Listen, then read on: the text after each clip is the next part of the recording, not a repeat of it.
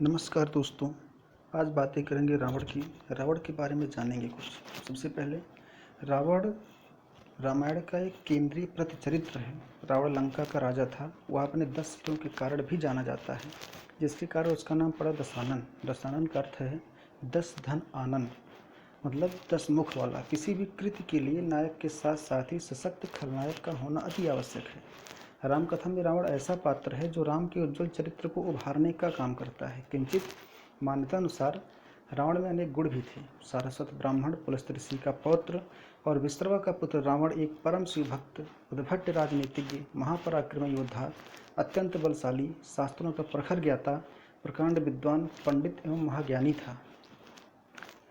रावण के शासनकाल में लंका का वैभव अपने चरम पर था, इसलिए उसकी लंका नगरी को सोने की लंका अथवा सोने की नगरी भी कहा जाता है। लंकेश रावण एक कुशल राजनीतिक, सेनापति और वास्तुकला का मनमज्ञ होने के साथ साथ तत्वज्ञानी तथा बहुविद्याओं का जानकार था। उसे मायावी इसलिए कहा जाता था कि वह इंद्रजाल, तंत्र, सम्मोहन और तरह तरह के जादू जानता था। उसके पास एक ऐसा विमान था जो अन्य किसी के पास नहीं था। इस सभी के कारण उससे सभी लोग भयभीत रहते थे। रावण के बारे में वाल्मीकि रामायण के अलावा पद्म पुराण, श्रीमद्भागवत पुराण, कूर्म पुराण, महाभारत, आनंद रामायण, दशावतार चरित्र आदि हिंदू ग्रंथों के अलावा जैन ग्रंथों में भी उल्लेख मिलता है। भगवान रामचंद्र का विरोधी और शत्रु होने के बावजूद रावण सिर्फ बुरा ही नहीं था, वह बुरा बना तो सचमुच में ही प्रभु श्री राम की इच्छा से। कहा भी जाता है, हुई है सोई जो राम रचि राखा। एक बुराई आपकी सारी अच्छाइयों पर पानी फेर देती है और आप देवताओं की नज़रों में भी नीचे गिर जाते हैं। रावण में कितना ही राक्षसत्व क्यों न हो, उसके गुणों को भुलाया नहीं जा सकता। ऐसा माना जाता है कि रावण शंकर भगवान का बड़ा भक्त था। वह महातेजस्वी, प्रतापी, पराक्रमी, रूपवान तथा विद्वान था। वाल्मीकि उसके गुणों को निष्पक्षता के साथ स्वीकार करते हैं और इसे चारों वेदों का विश्वविख्यात ज्ञाता और महान विद्वान बताते हैं। वे अपने समय में लिखते हैं कि जब हनुमान जी ने रावण के दरबार में प्रवेश किया तो उन्होंने लिखा, क्या लिखा? अहो रूप महो धैर्य महोत्सव महो दुति, अहो राक्षस राज्य से सर्वलक्षणितता। आगे भी लिखते हैं कि रावण को देखते ही राम भगवान भी मुग्ध हो गए और कहते हैं कि रूप, सौंदर्य, धैर्य, कांति तथा सर्वलक्षण युक्त होने पर भी यदि इस रावण में अधर्म बलवान न होता तो यह देवलोक का भी स्वामी बन जाता। रावण जहाँ दुष्ट था और पापी था, वहीं उसमें शिष्टाचार और ऊंचे आदर्श वाली मर्यादाएं भी थी। राम के वियोग में दुखी सीता से रावण कहता है कि यदि तुम मेरे प्रति काम भाव नहीं रखती तो मैं तुझे स्पर्श नहीं कर सकता।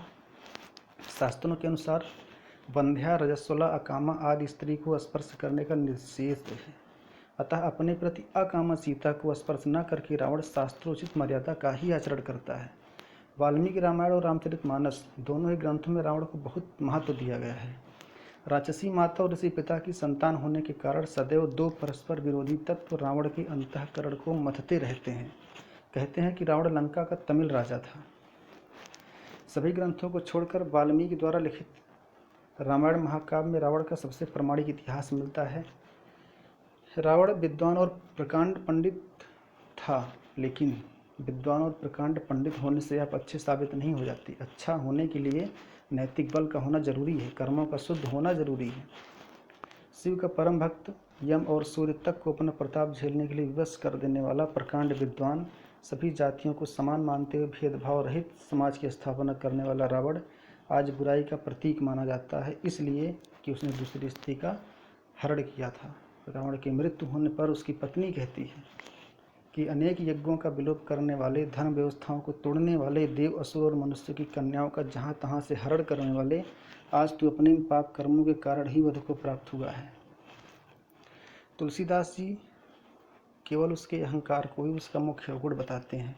उन्होंने रावण को बाहरी तौर से राम से शत्रुभाव रखते हुए हृदय से उसका भक्त बताया है। तुलसीदास के अनुसार रावण सोचता है कि यदि स्वयं भगवान ने अवतार लिया है तो मैं जाकर उनसे हठपूर्वक बैर करूंगा और प्रभु के बाण से, आघात से प्राण छोड़कर भवबंधन से मुक्त हो जाऊंगा। मित्रों, इसके बाद हम आगे वाले सेशन में सुनेंगे रावण के जन्म के बारे में, उसके परिवार के बारे में, उसके विवाह के बारे में और उसके जीवन काल के बारे में, और मृत्यु तक की सारी कथा हम अगले सेशन में बताएंगे। नमस्कार।